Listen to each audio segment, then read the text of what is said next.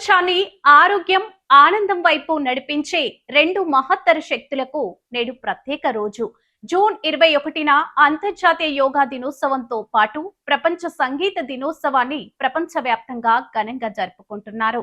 యోగా శరీరానికి బలం, మనసుకు ప్రశాంతతను అందించే జీవన విధానం. మరోవైపు సంగీతం హృదయాన్ని హత్తుకొని ఒత్తిడిని దూరం చేసే అద్భుత ఔషధం.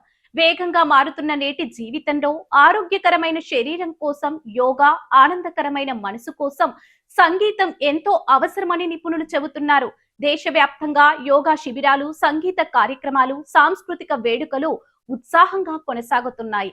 వయసుతో సంబంధం లేకుండా ప్రతి ఒక్కరూ యోగాను, సంగీతాన్ని తమ దైనందిన జీవితంలో భాగం చేసుకోవాలని పిలుపునిస్తున్నారు.